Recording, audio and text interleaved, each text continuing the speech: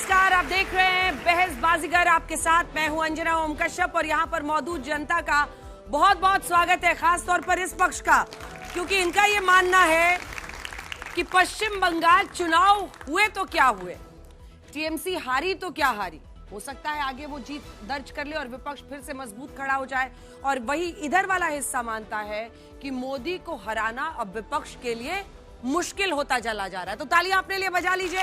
आज का विषय अपने दर्शकों को बताते हैं सबसे पहले, क्योंकि 5 राज्यों के चुनावी नतीजों में 3 राज्य भारतीय जनता पार्टी जीत गई है। वैसे तो चुनाव और चुनावी नतीजों में अलग अलग फैक्टर्स होते हैं, लेकिन 2014 से चुनाव का एक समीकरण है जो बदल नहीं रहा है और वो चुनाव दर चुनाव असर ला रहा है, और वो है मोदी फैक्टर। बीजेपी का विस्तार पिछले 12 वर्षों में लगातार हुआ। बंगाल ही नहीं, ओडिशा, असम जैसे कई राज्यों में पहली बार बीजेपी की सरकार बनी है, और ये सब 2014 के बाद ही हुआ है।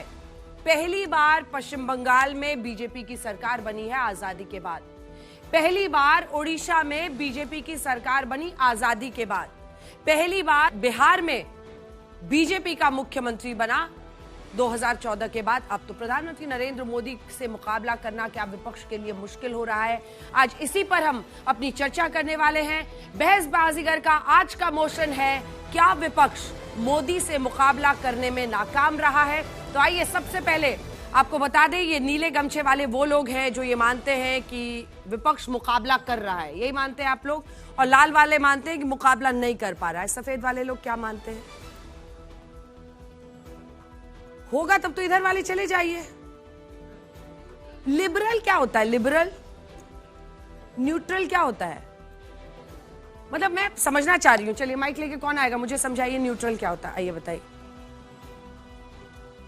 मतलब मोदी से मुकाबला कर भी रहा है, नहीं भी कर रहा है। ऑपोजिशन को लीडरशिप की जरूरत है, नई लीडरशिप की जरूरत है। ऐसा नहीं है हमारे पास ऑपोजिशन नहीं है। हाँ। साउथ की स्टेट्स में बीजेपी नहीं टैप कर पाई है। हाँ। ये क्योंकि वहाँ पे स्ट्रॉन्ग ऑपोजिशन अभी भी है अलाइव, ऐसी बात नहीं है।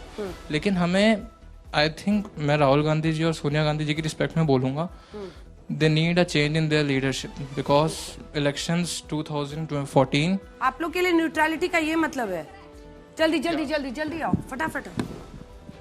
कॉन्ट्राडिक्शन है। वो कॉन्ट्राडिक्शन ये है कि अगर लोकतंत्र खतरे में है तो वोट तो जनता ही दे रही है बीजेपी को। तो हम कैसे कह सकते हैं लोकतंत्र खतरे में है? और दूसरी तरफ ये कि जो मानते हैं कि अपोजिशन बहुत स्ट्रांग है, तो हम थोड़ा कंफ्यूजन में है कि हम दोनों चीजें मानते हैं कि जनता वोट भी दे रही है, लोकतंत्र खतरे में नहीं भी है और कहीं ना कहीं है भी।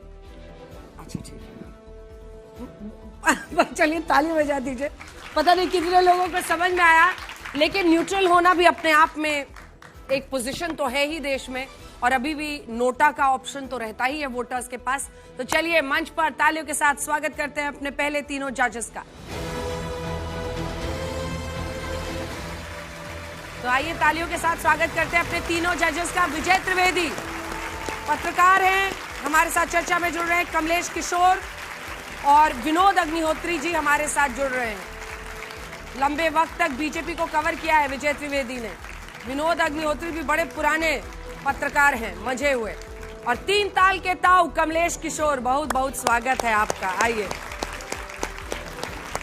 और अब बारी है अपने पहले 2 कंटेस्टेंट्स को बुलाने की, जिनको आप टीम लीडर्स भी कह सकते हैं। 2-2 साथी उनको मिलेंगे, 2 टीमें होंगी, 2-2 मिनट का टाइम मिलेगा। सबसे पहले 2 वक्ताओं को बुलाते हैं।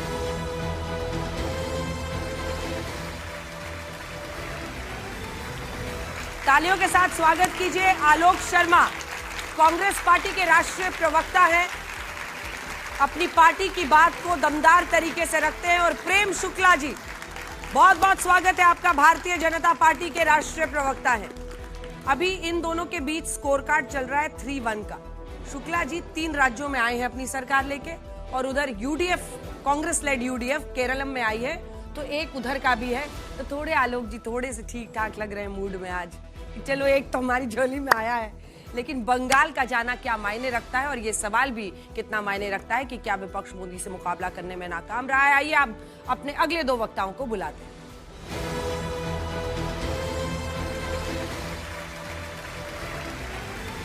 तालियों के साथ स्वागत कीजिए अरविंद वाजपेयी, एनडीए की तरफ से आ रहे हैं, प्रवक्ता है ये आरएलएम के। बहुत बहुत स्वागत है आपका। आइए। और आ रहे हैं मृत्युंजय तिवारी जी, प्रवक्ता आरजेडी के। बहुत बहुत स्वागत है। सम्राट चौधरी सरकार बना लिए, कैबिनेट विस्तार हो गया, तो अच्छा कि आपको टाइम मिला है, फ्री रहते होंगे आजकल। चलिए अगले दो वक्ताओं को बुलाते हैं।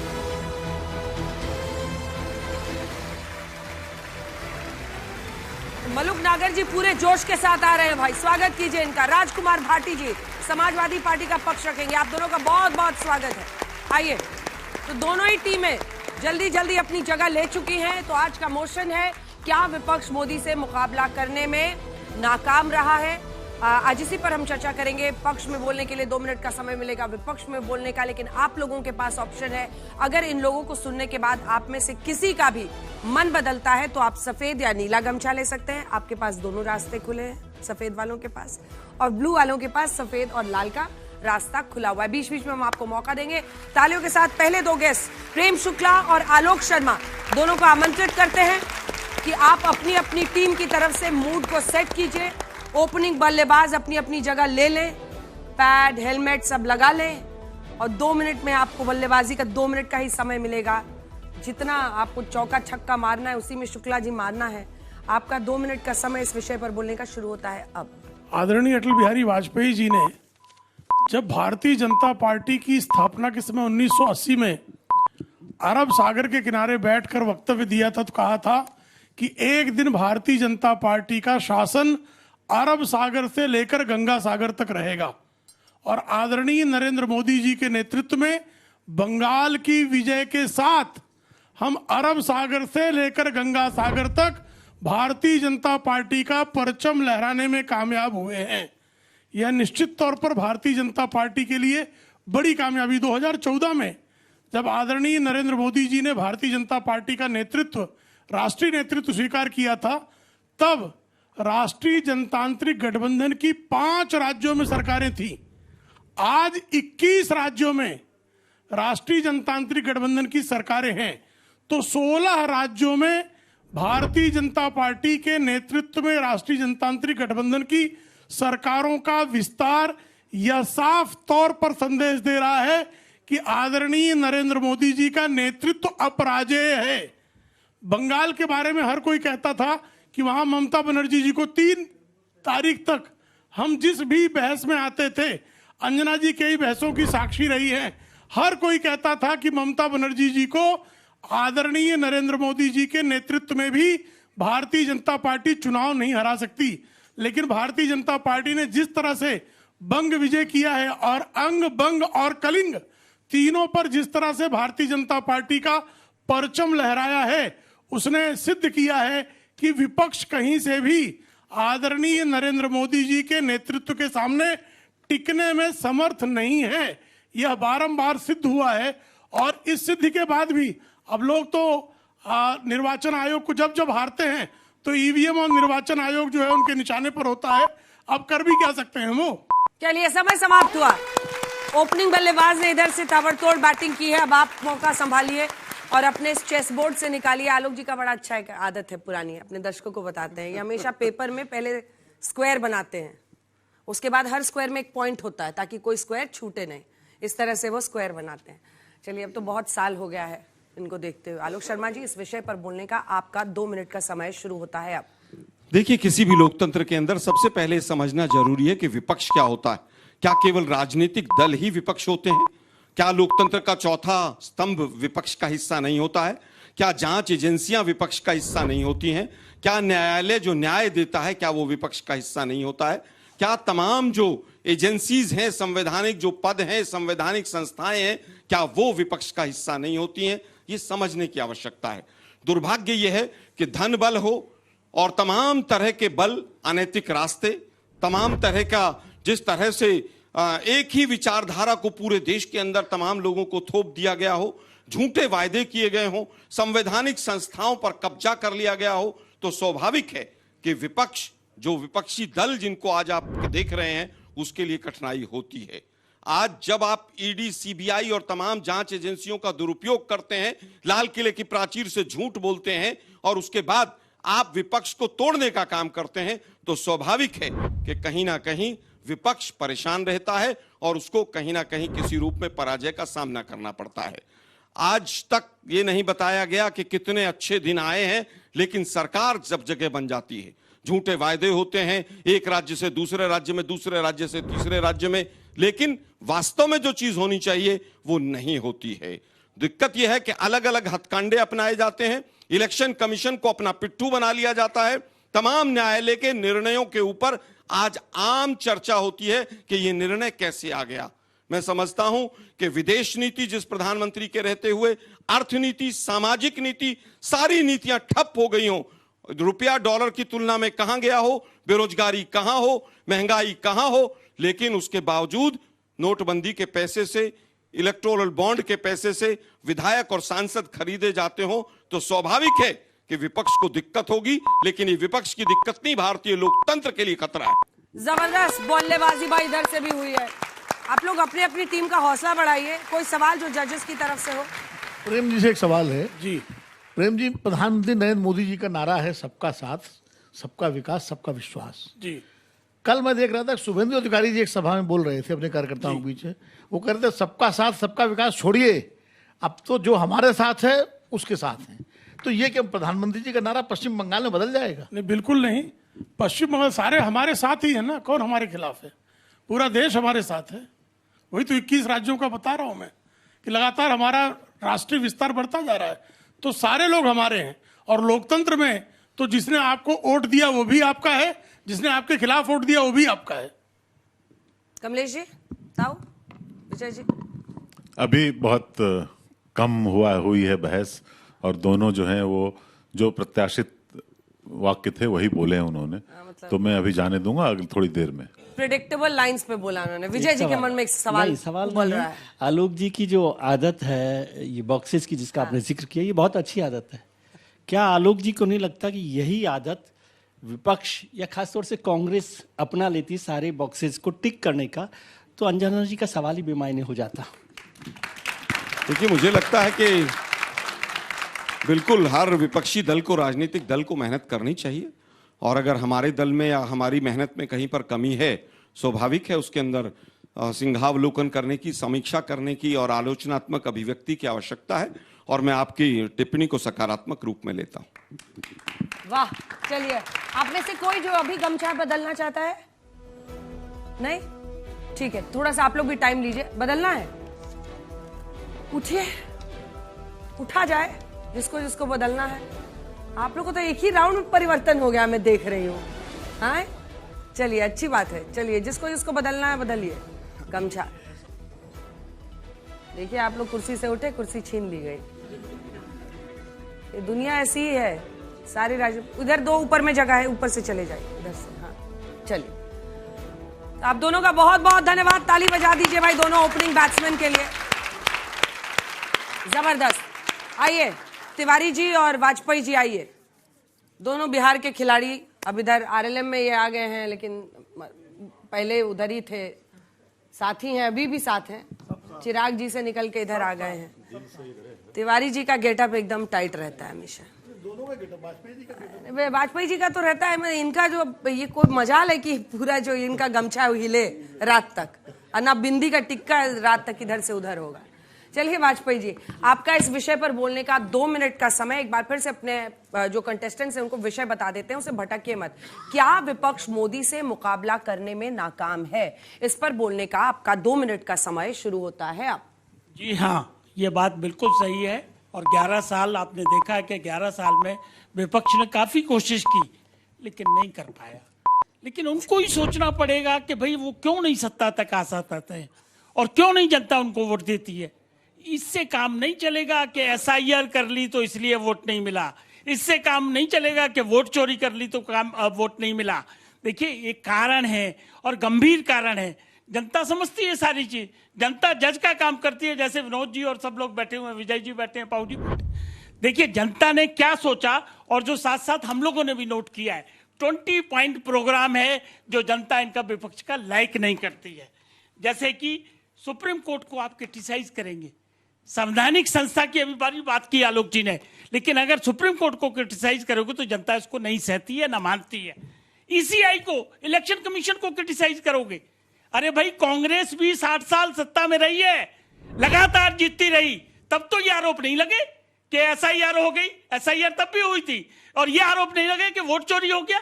तो ये कैसे आरोप है? फिर आप क्या करते हैं कि ट्रिपल तलाक पे भी क्रिटिसाइज करते हैं। समाज का एक हिस्सा है, अगर उसके वेलफेयर में कोई काम किया है सरकार ने तो उसको क्रिटिसाइज करोगे तो जनता उसको महसूस नहीं करती है। मैं गिन देता हूं, ये मैंने खुद लिखे हैं।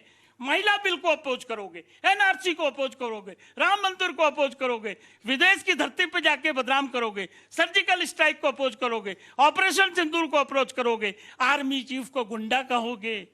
गुंडा कहना जरूरी है क्या? तुष्टिकरण करते रहोगे। ये 20 पॉइंट है। जनता की नब्ज पकड़ी नहीं जा रही। क्यों वोट बीजेपी को मिलता है? सबका साथ सबका विकास कोई नारा नहीं है, सबके लिए काम किया जाता है। मोदी को मां बहन की गालियां दी जाएंगी, वैक्सीन को धता बताया जाएगा, मुफ्त राशन अगर गरीबों को दिया जाएगा उसको भी क्रिटिसाइज किया जाएगा, मीडिया को लताड़ेंगे हर वक्त, डिजिटल अकाउंट अगर गरीब खोलेगा तो उसको भी क्रिटिसाइज किएगा, और सबसे बड़ा समय निकल गया, 20 पॉइंट हो गया आपका। नोटबंदी को भी क्रिटिसाइज किया। अरे गुरुजी 20 में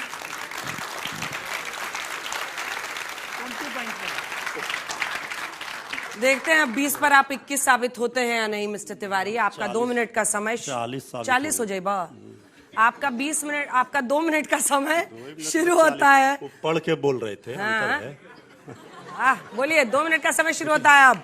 देखिए, लोकतंत्र चलता है लोक लज्जा से। लोकतंत्र में पक्ष और विपक्ष दोनों का होना जरूरी है। अगर विपक्ष नहीं होगा तो सत्ता पक्ष बेलगाम हो जाता है, और सत्ता अगर बौरा जाती है तो फिर जनता का भला नहीं होता है, देश का भला नहीं होता है।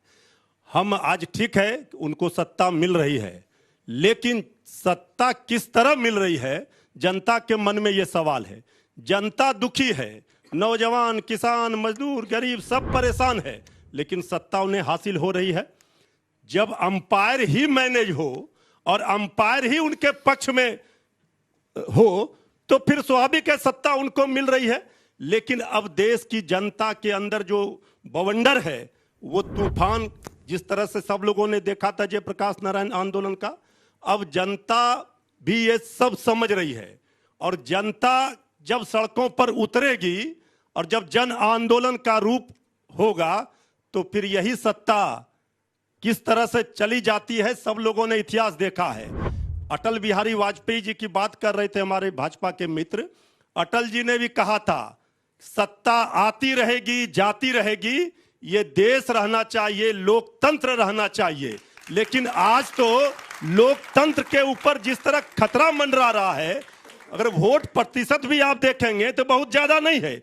जितना एसआईआर में वोट काटा जाता है उतना को अगर आप कर लेंगे तो पता चलेगा 4%, 2%, 3% का खेल हो रहा है।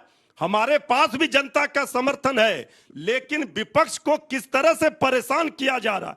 सत्ता के चाबुक से आप विपक्ष को परेशान करके बहुत दिनों तक राज नहीं कर सकते हैं। इसलिए हम पूरे भरोसा और विश्वास के साथ कहते हैं हम होंगे कामयाब। एक दिन हमें पूरा है विश्वास, हम होंगे कामयाब। विपक्ष को इस तरह से नकारा नहीं जा सकता है। लोकतंत्र के लिए खतरे की। चलिए, तिवारी जी ने उम्मीद का जो तड़का लास्ट में लगाया है ना, वो गजब ढा गया एकदम, गजब, बहुत अच्छा। कोई सवाल? कोई कमलेश जी कुछ बताओ? नहीं, तिवारी जी ने बहुत अच्छा कहा। ये बार बार हर इलेक्शन के हार के बाद सुनने को भी मिलता है कि जनता सब समझ चुकी है, उनसे सब पता चल गया है। और फिर वो अगले चुनाव में जनता, क्या लगता है ऐसा कि जनता समझ चुकी है दोनों साइड को। उसके बाद हमने एक लाइन और जोड़ा था कि जनता समझती है, लेकिन जब एसआईआर का खेल कर आप अंपायर को ही अपने पाले में मिला लेते हैं, जब अंपायर ही किसी के पक्ष में हो जाए तो फिर उस मैच का क्या मतलब है, उस चुनाव का क्या मतलब है? ये बिल्कुल जनता का विषय है। केरलम में अंपायर किस तरफ गया? देखिए, ऐसा है और तमिलनाडु में अंपायर किधर गया? नहीं, हम लोग भी जब विद्यार्थी थे ना, तो एक स्टूडेंट हमारा पर्ची से करते थे, चोरी करता था। हम नहीं करते थे, जो करता था शुरू तो उसके लिए भी जो कलाकारी है, उसके लिए भी जो कलाकारी है वो कर रहे हैं। तो ये सब ज्यादा दिनों तक नहीं चलता है लोकतंत्र में। कांग्रेस ने भी 60 वर्षों से ज्यादा समय तक राज किया, और वो कौन भूल सकता है। इमरजेंसी लगी थी उस समय, हमारे नेता सब लोग लड़े थे। आज भी जो स्थिति है आप देखिएगा, जन आंदोलन की तैयारी है, और जब जनता का सैलाब आता है तो सत्ता इसी तरह से उड़ जाती है। तिवारी जी, आप विपक्ष जो है जी, वो बजाय चुनाव के जरिए सरकार बदलने के, वो जन सैलाब के जरिए बदलना चाहता है। देखिए, ऐसा है कि आज वो सत्ता हासिल कर रहे हैं, ठीक है, इस बात को हम लोग स्वीकार करते हैं। हम कहते हैं कि ठीक है, एसआईआर के माध्यम से हो, वोट चोरी हो, ईवीएम का खेल हो, जो भी हो वो करते हैं, लेकिन ये लोकतंत्र की ताकत है, शक्ति है कि जनतंत्र हार रहा है, मशीनरी तंत्र जीत रहा है, फिर भी हम इंतजार कर रहे हैं। हमें लोकतंत्र पर पूरा भरोसा और विश्वास है कि यही जनता जो आज उन्हें इतना परेशानी के बावजूद सत्ता दे रही है, वही जनता फिर जब करवट लेगी तो इनकी सत्ता चली जाएगी। त्रिवेदी जी, तिवारी जी ने अभी कांग्रेस का जिक्र किया, इमरजेंसी का जिक्र किया, तो मुश्किल कहीं यहीं पर तो नहीं है कि अभी विपक्ष को यही तय नहीं कर पा रहे कि उनको मोदी से मुकाबला करना है या नहीं करना है। इंडिया ब्लॉक की बैठक होगी तो नीतीश कुमार को कन्वीनर बनाने की बात होगी और बाहर कहेंगे राहुल दूल्हा है इस बारात के, और फिर ममता जी के साथ खड़े हो जाएंगे। तो पहले तय तो कर लीजिए कि मोदी से मुकाबला करना है कि नहीं करना है। ये लड़ाई बहुत आगे का सवाल कर रही है अंजना जी। अभी तो पहले खुद तय करें कि मुकाबला होगा, फिर नाकाम होंगे या काम मुकाबला होगा। इंतजार कीजिए, आगे आगे देखिए होता है क्या। हम आज जो लोग, आदरणीय प्रधानमंत्री जी, आदरणीय मुख्यमंत्री जो पूर्व नीतीश कुमार जी थे, चीख चीख कर कहते थे परिवारवाद तेजस्वी यादव जी, आदरणीय लालू प्रसाद जी पर। आज मंत्री परिषद का विस्तार हुआ है बिहार में, आप देख लीजिए, ए टू जेड मंत्रिमंडल का विस्तार नहीं, ये परिवार का राजनीति में विस्तार है। आदरणीय नीतीश कुमार जी, आदरणीय उपेंद्र कुशवाहा जी, आदरणीय जीतन बाबू मांझी, ये सारे लोग आप देखिए अभी क्या बोलेंगे। वो करें तो ठीक है, और विपक्ष पर जितना एक उंगली आप उठा रहे हैं तो 4 उंगली आपके ऊपर उठ रहा है। ठीक है, जनता को आप भ्रम में रखकर, झांसे में रखकर सत्ता पा रहे हैं, लेकिन एक दिन इसका अंत होगा। हाँ हाँ हाँ, हो जाएगा। तीनों जज महोदय ने पूछे सवाल, इनसे किसी का क्लियर जवाब नहीं है। तो यही तो हमने कहा कि इनको खुद 20 सवाल आप पढ़ के बताए और आपको समझ में नहीं आएगा क्या, उसके लिए लिख के लाना होगा। अरे सुनिए तो सही, हम तो आपकी सलाह दे रहे हैं, हम आपके पक्ष की बात, अरे गुरुजी हम आपके पक्ष की बात कर रहे हैं। तब ठीक है, आ जाइए इधर। करना होगा, आपको मंथन करना होगा कि मोदी क्यों जीतता है, एनडीए क्यों जीतता है, और उसकी काट आपको लानी पड़ेगी, जनता को विश्वास में लेना पड़ेगा, जो आप नहीं कर पा रहे हैं। माफ करना, इससे ज्यादा सलाम आपको। अभी तो कैमरे के बाहर आप कह रहे थे कि चुनाव आयोग के भरोसे जीत रहे हैं मोदी जी। धन्यवाद, बहुत बहुत धन्यवाद, आपका बहुत बहुत धन्यवाद। मतलब वो आपका खेल किया तो आप भी सोचे इनका भी खेल कर ही दिया जाए। अरे आप भी तो तिवारी जी ना हैं, सामाजिक समरसता और सामाजिक सशक्तिकरण का आप देखिए उदाहरण है। यहां से वहां नाम लूं क्या या छोड़ दूं? शुक्ला जी से शर्मा जी तक, तिवारी। चलिए तालियों के साथ स्वागत कीजिए मलुक नागर और राजकुमार भाटी जी का। बहुत बहुत स्वागत है आप दोनों का। मलुक नागर जी बैटिंग करेंगे एनडीए की तरफ से, और भाटी जी एकदम लाल गमछा लेकर अपने नेता अखिलेश यादव के रंग में रंगे हुए 2 मिनट के बाद बोलेंगे, क्योंकि आपका 2 मिनट का समय बोलने का मिस्टर नागर शुरू होता है अब। देखिए, ये जो सो कॉल्ड इंडिया गठबंधन की सबसे बड़ी पार्टी कांग्रेस और उसकी साथी पार्टियां हैं, ये मोदी जी का मुकाबला कर कैसे सकते हैं? जब से लेजिस्लेचर स्टार्ट हुआ 1913 से कलकत्ता में, 20-21 में दिल्ली में आया, 47 में देश आजाद हुआ, 52 में चुनाव के बाद पहली सरकार बनी, जब से अब तक एक भी कोई नेता बता दो जो लगातार 4 बार मुख्यमंत्री बैक टू बैक, और चौथी बार मुख्यमंत्री से सीधा प्रधानमंत्री, और वो भी बैक टू बैक तीसरी बार का प्रधानमंत्री। तो वो आंधी, वो तूफान, इसमें सारे उड़ के साफ हो गए। ये साफ मुकाबला कर ही नहीं सकते किसी भी कीमत में। इसमें एक ही बात साथ में जुड़नी है कि सो कॉल्ड इंडिया गठबंधन की सारी पार्टियां, लोग ये समझ चुके हैं जब वो आपस में इकट्ठी नहीं रह सकते और स्वार्थ में देश के चुनाव में आपस में लड़ते हैं, टकरते हैं, भिड़ते हैं, जूझते हैं और फट जाते हैं, और किसी भी प्रदेश के चुनाव में इकट्ठे होकर नहीं लड़ सकते, तो लोगों को लगता है जब ये अपने आप को ही नहीं संभालते तो देश को और प्रदेश को क्या संभालेंगे? तो इनकी मोदी जी से लड़ाई है ही नहीं, इनकी लड़ाई आपस में है, बिल्कुल क्लियर कट। और आज ममता जी जब सीधा उठा करके चुनाव हारने के बाद कहती है इस्तीफा नहीं दूंगी, क्यों भाई? पूरे पश्चिम बंगाल में मारकाट मचवाना चाहते हो, लड़ाई करवाना चाहते हो? जो चुनाव में बड़ी मुश्किल हुआ है वो तुमने अब चुनाव के बाद करवा दिया। ऐसे में राहुल गांधी जी साथ खड़े हो जाते हैं, संविधान से सीधा छोड़ रहे हैं, चुनाव में एक किताब रखते हैं अपने हाथ में।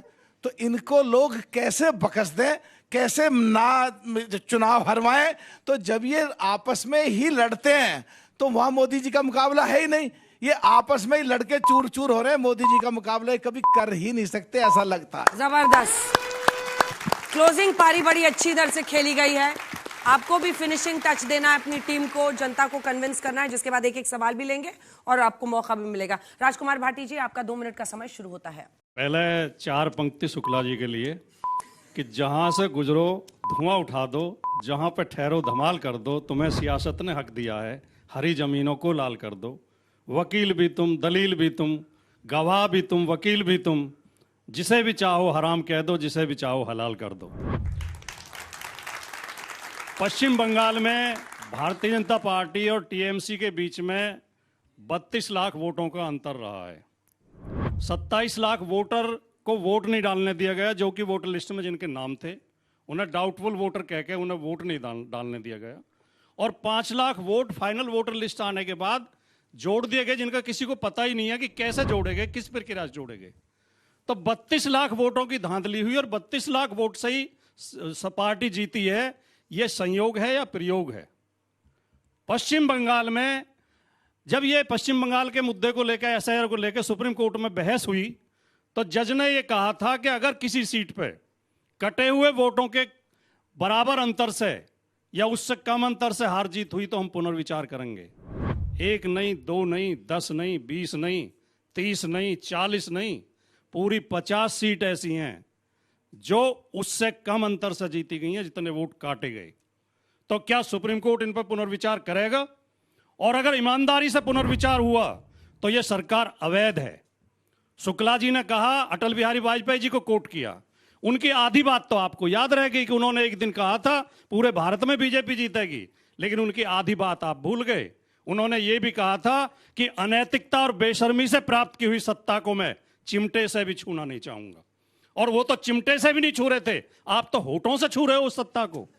जो आपका सवाल है अंजना जी, मोदी जी का मुकाबला तो हम बहुत अच्छे तरह कर सकते हैं, ज्ञानेश कुमार का मुकाबला हम नहीं कर सकते क्योंकि वो रेफरी है। हम खिलाड़ी को हरा सकते हैं, रेफरी को नहीं हरा सकते। जबरदस्त भाई, क्लोजिंग मतलब जो विपक्ष की लाइन है उस लाइन पे अगर आप बोले तो बहुत अच्छा बोला। एक सवाल मेरे मन में है, उसके बाद में 2 सवाल वहां से भी लूंगी कि क्या विपक्ष उन 50 सीटों की बात जिसका आपने मेंशन किया इसने नहीं उठा रहा है? क्योंकि 20 सीटें जिसमें मैक्सिमम डिलीशन किया गया, एक बार फिर से सुनिए मेरा सवाल, 20 सीटें जिसमें मैक्सिमम डिलीशन है, उसमें 13 सीटें तो टीएमसी जीत गई है, 1 सीट कांग्रेस पार्टी जीत गई है और 6 सीटें सिर्फ बीजेपी जीती है।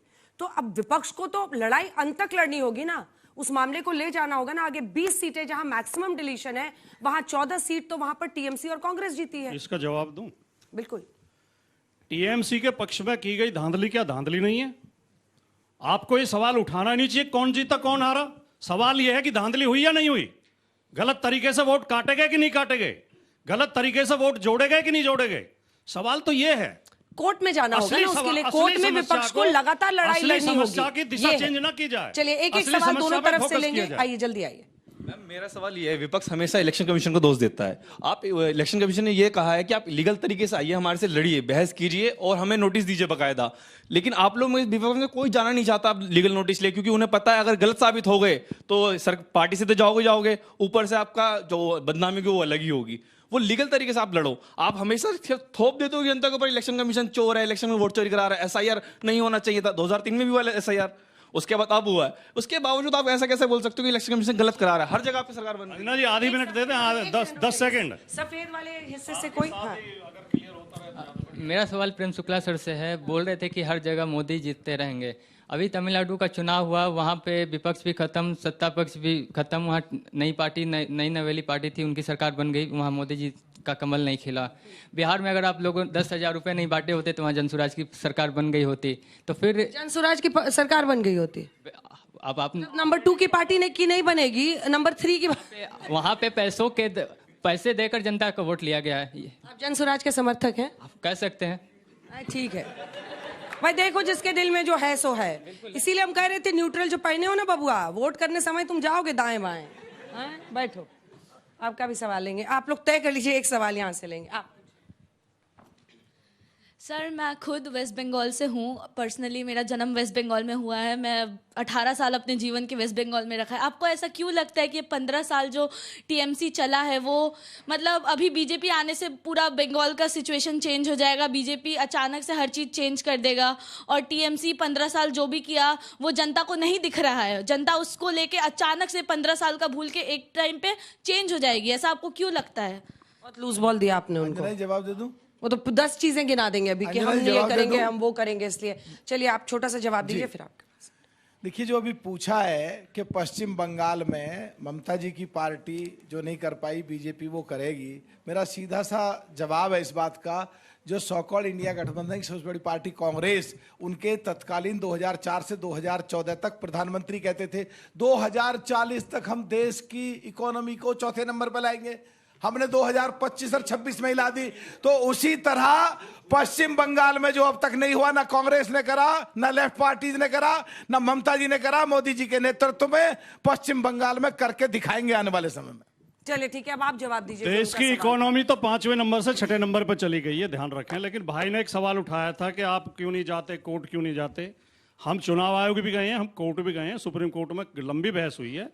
लेकिन अगर आप कानून के, संविधान के और चुनाव आचार संहिता के थोड़े बहुत जानकार हैं तो केवल 3 सवालों के जवाब अपने मन से पूछें। क्या चुनाव के समय एसआईआर कराना ठीक है? क्या शांत समय में जब चुनाव दूर हो तब एसआईआर नहीं कराना चाहिए था? क्या जो डाउटफुल वोटर कह के 32 लाख लोगों को वंचित किया गया, क्या वो ठीक है? क्या चुनाव आयोग के भेजे हुए पर्यवेक्षक विपक्ष के प्रत्याशी के घर पे जाके धमका रहे थे, वीडियो मौजूद हैं, क्या ये पर्यवेक्षक का काम है? क्या जिस तरह वहां टीएमसी के कार्यालयों पर तोड़फोड़ की जा रही है, आग लगाई जा रही है, मारा पीटा जा रहा है और वहां सांप्रदायिक बयान दिए जा रहे हैं, जो संभावित मुख्यमंत्री है खुलेआम हिंदू मुसलमान कर रहा है, क्या यह भारत के संविधान का खुला उल्लंघन नहीं है? क्या हम इस देश को लोकतांत्रिक रास्ते से हटा के तानाशाही के रास्ते पे ले जाना चाहते हैं? ठीक है, इन सवालों के जवाब ढूंढना। बहुत बहुत धन्यवाद। अब फिर कुछ आ रहा है। राजकुमार भाटी जी ने कहा कि देश की इकोनॉमी 5वें 6ठे पे पहुंच गई है। अरे पूरे विश्व में पूरी आग लगी है, पूरे विश्व ऊपर नीचे हो रहा है। चौथे नंबर पे 2025 में आई थी या नहीं आई थी? नहीं आई थी, चेक कर लो प्लीज, जरा देख लो फिर बता दो। चलिए, बहुत अच्छा। शुक्ला जी और शर्मा जी आइए। शुक्ला जी और शर्मा जी आ रहे हैं अपनी अपनी टीम की तरफ से। 1-1 मिनट का रिबटल राउंड है। आप अपने प्रतिद्वंदी की तरफ से दिए गए विषय, जो बच्चों ने सवाल पूछे हैं, जो जजेस ने पूछा, कोई सवाल अगर इन दोनों से आपका है, कोई है ताऊ? नहीं, मेरा यह है कि जो आशंकाएं अभी भाटी जी ने भी व्यक्त की और शर्मा जी ने भी बोली थी और तिवारी जी भी बोल रहे थे, वो आशंकाएं जो है निराधार नहीं है। मुझे तो एक और शक है कि कहीं ये तो नहीं है कि बीजेपी अच्छा गठबंधन बना पा रही है और माइक्रो लेवल पे मैनेजमेंट कर रही है। इसको भी आप लोग कंसिडर कीजिए, हो सकता है ये भी सच हो।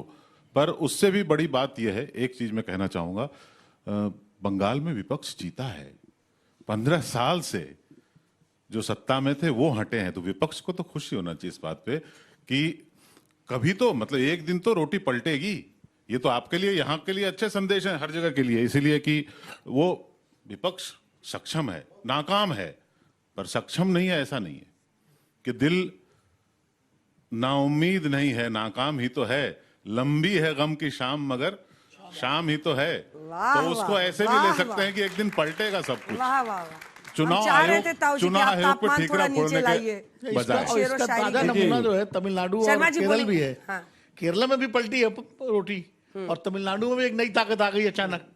तो इनकी रोटी फुली है वहाँ। देखिए उसमें बहुत इनसे शुरू आप शुरू करना चाहते हैं? मैं कर देता हूँ। ठीक है, 1 मिनट का रिबटल राउंड शुरू हो रहा है जिसमें आलोक शर्मा जी आपका समय शुरू। बहुत गहराई से समझने की चीजें हैं। जहां पर 2% से वोट है, केरल हो चाहे तमिलनाडु हो, वहां पर इलेक्शन कमीशन भी धांधली से बीजेपी को नहीं जिता सकता है। इसलिए वहां पर रोटी दूसरी तरह से पलटी जाती है। और ये बार बार कहना संवैधानिक संस्थाओं पे सवाल, संवैधानिक संस्थाओं पे, अरे भाई, अगर संवैधानिक संस्थाओं पर सवाल नहीं उठा सकते हैं तो सैकड़ों केस जो इलेक्शन कमीशन के खिलाफ कोर्ट में चल रहे हैं सब बंद कर देने चाहिए। और अगर सुप्रीम कोर्ट पे से आप सवाल नहीं कर सकते हैं, सुप्रीम कोर्ट और हमारा संविधान तो स्वयं कहता है कि आप अपने फैसले को बदल सकते हैं। सुप्रीम कोर्ट स्वयं अपने फैसले बदलता है, सुप्रीम कोर्ट है ही इसलिए। और बार बार ये कहना कि वहां तो इलेक्शन कमीशन, केरल में तो वही था, 10 घर थे एक गली में, 2 घर में चोरी नहीं हुई, 8 में चोरी हुई, सारे चोरों को बरी कर दो, क्योंकि उन 2 में तो हुई नहीं। दुर्भाग्य यह है कि लॉजिकली आपको सोचना होगा कि भारतीय लोकतंत्र को कैसे बचाना है। अलायंस बनाने की बात अभी वरिष्ठ महोदय ने कही, अलायंस बनाए जाते हैं, ईडी सीबीआई भेजकर थोक के भाव सांसद अपनी पार्टी में सबमिट कर लिए जाते हैं। समय समाप्त हुआ, जबरदस्त, बहुत अच्छा सर। समय इसमें थोड़ा सा बाधित है, इसीलिए शुक्ला जी आपका। देखिए, निर्वाचन आयोग पर वो लोग बातें करते हैं कि जवाहरलाल नेहरू प्रधानमंत्री रहते हुए मौलाना आजाद के खिलाफ जो चुनाव जीता होता है, डीएम को फोन करके उसको चुनाव हरवा देते हैं। वो महान थे, लोकतांत्रिक थे, लोकतंत्रवादी थे। सबसे अच्छे निर्वाचन आयुक्त नवीन चावला थे, जो वॉशरूम में जाकर श्रीमती सोनिया गांधी से आदेश प्राप्त करने के बाद जो है निर्वाचन आयोग के निर्णय लेते थे। और मेरा आरोप नहीं है, ये आरोप उनके सहयोगी मुख्य निर्वाचन आयुक्त के सहयोगी निर्वाचन आयुक्त का है। तो ये लोग बातें करते हैं। तमिलनाडु में अगर परिवर्तन हुआ, वहां भी तो एसआईआर हुआ था, वहां एसआईआर का कोई दोष नहीं है, तमिलनाडु परिवर्तन का कोई दोष नहीं। लेकिन पश्चिम बंगाल में दोष है, क्योंकि ये जिसको चाहते थे वो नहीं जीत सका, ये जिसको चाहते थे वो जो नहीं चाहते थे वो जीत गया। गजब है भाई। केरल में निर्वाचन आयोग का कोई दोष नहीं, तेलंगाना में निर्वाचन आयोग का कोई दोष नहीं, कर्नाटक में निर्वाचन आयोग का कोई दोष नहीं। जहां ये जीतेंगे वहां निर्वाचन आयोग बहुत उत्तम है। भले जो है इनके टेलीफोन से परिणाम बदल जाते हो, लेकिन जहां ये हार जाएंगे वहां निर्वाचन आयोग दोषी है। ये है कि आईना देखने की बजाय समय समाप्त हुआ, जबरदस्त। आप दोनों का बहुत बहुत धन्यवाद। अपनी अपनी जगह पर जा सकते हैं। आइए आइए आइए, वाजपेयी जी आइए, तिवारी जी और वाजपेयी जी आइए। वाह वाह, कितना अच्छा है। चलिए, आपका रिबटल राउंड। कोई सवाल किसी का तीनों जजेस में से?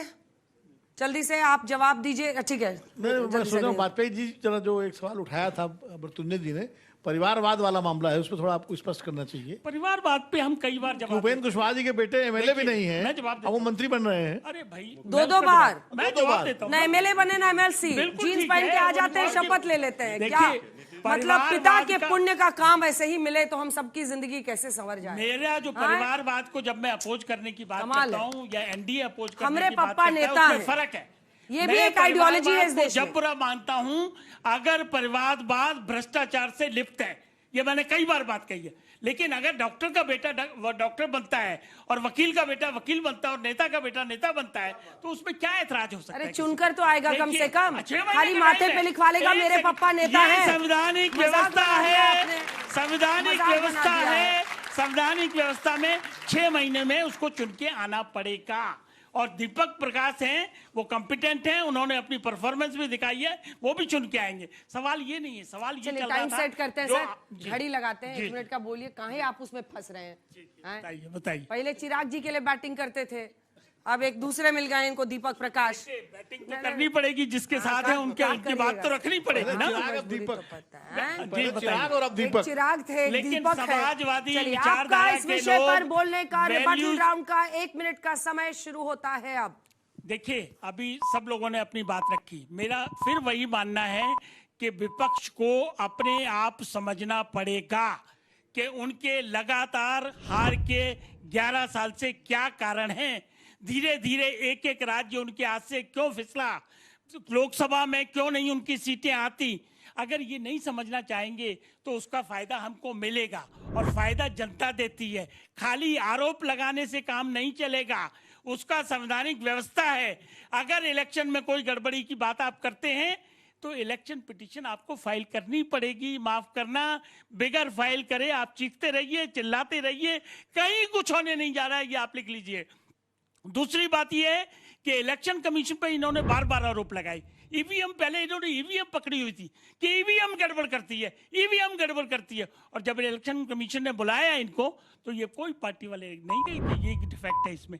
तो मेरा सिर्फ ये कहना है कि विपक्ष जाने, उनका काम जाने, हम देश की सेवा कर रहे हैं, जबरदस्त, बहुत अच्छा। रहेंगे। मिडिल ऑर्डर भी अच्छी बल्लेबाजी कर रहा है। मिडिल ऑर्डर रुकिए ही, गजब है। पहन के एकदम से बैठे हुए पैड वैड हेलमेट निकल ले रहे हैं जब मन कर रहा बैट लेके। तिवारी जी, आपका इस विषय में? अंपायर उनका है इसलिए निकल जा रहा है। फिर हो गया शुरू?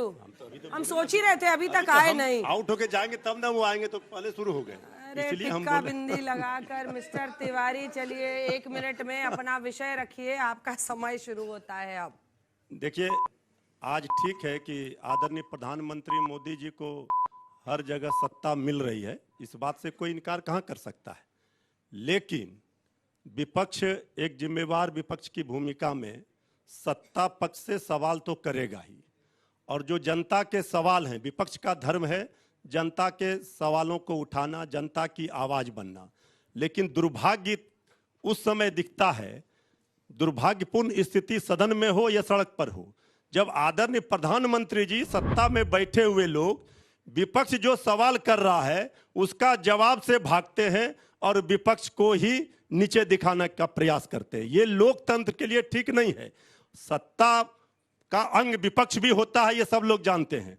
लोहिया जी ने भी कभी कहा था, इस बात से सब लोगों को पता है कि जब जब सत्ता अहंकारी हो जाता है तब तब जनता का भला नहीं हो पाता है। तो अभी जो सत्ता है वो अहंकारी हो गया। बहुत अच्छा, समय समाप्त हो गया, गजब।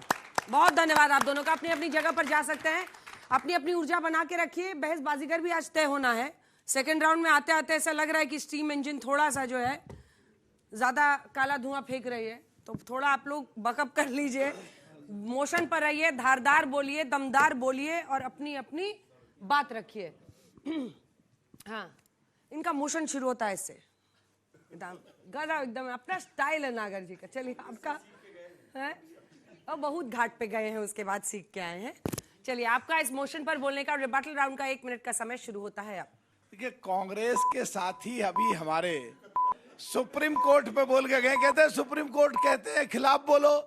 अरे संविधान की कॉपी लेके मत घूमो, संविधान को पढ़ो और समझो, और संविधान के अनुसार इस देश में सुप्रीम कोर्ट के बारे में केवल पार्लियामेंट के अंदर पैर जाने के बाद एमपी लोग बोल सकते हैं, हम लोग, और पार्लियामेंट से बाहर आने के बाद हम भी नहीं बोल सकते। बोलेंगे तो कंटेम्प्ट लग जाएगी, वो अलग बात है कि आप सुप्रीम कोर्ट ने छोड़ रखे हो। दूसरा बात, आपने भी एक बात कही इकोनॉमी की, इस पर चर्चा मत करो, कांग्रेस ये छोड़ दो। राहुल गांधी संसद के परिसर में संसद से बाहर निकल कहते हैं देश की इकोनॉमी डेड, 60 साल की अपनी डेड कर ली, तो तुम इकोनॉमी पे क्या बोलोगे, कौन से नंबर पे? दूसरा, कांग्रेस के सबसे बड़ा परिवार राहुल गांधी परिवार, उसमें प्रियंका गांधी जी, सोनिया गांधी, 2 लेडी, दोनों एमपी, और 273 का रास्ता साफ करा था 73.5 करोड़ में से, वो भी आपने बंद कर दिया। इसकी सजा मिली है, समझो, सीखो, आकलन करना समझो, जब भी कुछ मुद्दे उठा पाओगे। समय समाप्त हुआ भाई, क्लोजिंग इधर से अच्छी हुई है। चलिए आपका भाटी जी, अब समय शुरू होता है अब। एक तो ये कहना बिल्कुल भी ठीक नहीं है कि विपक्ष लगातार कमजोर हो रहा है। मैं अपनी पार्टी का उदाहरण देना चाहूंगा। 2019 में हमारी मात्र 5 लोकसभा में सीटें थी, अब इस समय हमारी 37 सीटें हैं। हम देश की 30 नंबर की पार्टी हैं। तो ऐसा नहीं है कि विपक्ष कमजोर हो रहा है, विपक्ष मजबूत हो रहा है। और 29 में जो ये पार्टियां जिन्हें बेईमानी से हराया जा रहा है, ये सारी मिलकर भारतीय जनता पार्टी को, एनडीए को हराएंगे। वाजपेयी जी ने एक बात कही, उसे मैं बहुत गंभीरता से सुन रहा था, कि अगर आपको न्याय पाना है तो आपको रिट पिटीशन में जाना पड़ेगा, सुप्रीम कोर्ट जाना पड़ेगा।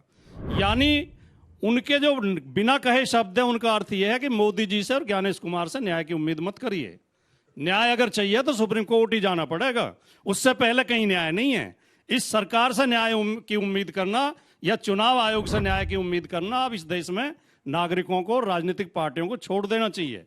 लेकिन मैं ये भी जोड़ूंगा कि ये बहुत खतरनाक स्थिति है, इस पे आप गौरवान्वित मत होइए, इस पे हमें शर्मिंदा होना चाहिए। चलिए 3 सेकंड पहले ही भाटी जी ने खत्म कर दिया, तालियां बजा दीजिए भाई। नेता अगर 5 सेकंड भी छोड़ दे पहले, तो ये अपने आप में एक बड़ी उपलब्धि रहती है। आप सभी का बहुत धन्यवाद, अपनी अपनी जगह पर चले जाइए। और अब बारी है जब हमारे दर्शक अपना वोट डाल सकते हैं। हमारे तमाम व्यूअर्स जो घर पर आज का शो देख रहे हैं, आप घर पर बैठे भी स्क्रीन पर जो QR कोड है उसे स्कैन करके अपना वोट डाल सकते हैं। और जो स्टूडियो में यहाँ पर तमाम जनता मौजूद है, फटाफट QR कोड स्कैन कीजिए, हम वोट डालेंगे। और इस बीच तीनों जजेस को एक बार दिखा दीजिए, क्योंकि तीनों जजेस अब आपस में बातचीत करके ये तय कर रहे हैं कि आज का बहस बाजीगर कौन होगा। कई बार तो ये वैसे एंटी क्लाइमैक्स कर देते हैं, तीनों कहते हैं 2 जीत गए, 3 जीत गए, जनता जीत गई। एक शो में ऐसा भी हो चुका है मेरे साथ। तो चलिए अब हम वोटिंग कराते हैं और उसके बाद अनाउंसमेंट होगा कि आज का बहस बाजीगर कौन है। आज का मोशन है, क्या विपक्ष मोदी से मुकाबला करने में नाकाम है? अगर आप मानते हैं कि हाँ वो नाकाम है, यानी आप टीम प्रेम शुक्ला के लिए वोट करना चाहते हैं, तो आप हाँ पर क्लिक करेंगे। और अगर आप मानते हैं नहीं, तो आप आलोक शर्मा जी की टीम के लिए वोट करेंगे। और कह नहीं सकते वाले तो आजाद पंछी हैं, उनका जिधर मन करे निकल लीजिएगा। चलिए, आपके वोटिंग के लिए आपको 60 सेकंड मिल रहा है और वो 60 सेकंड शुरू होता है अब।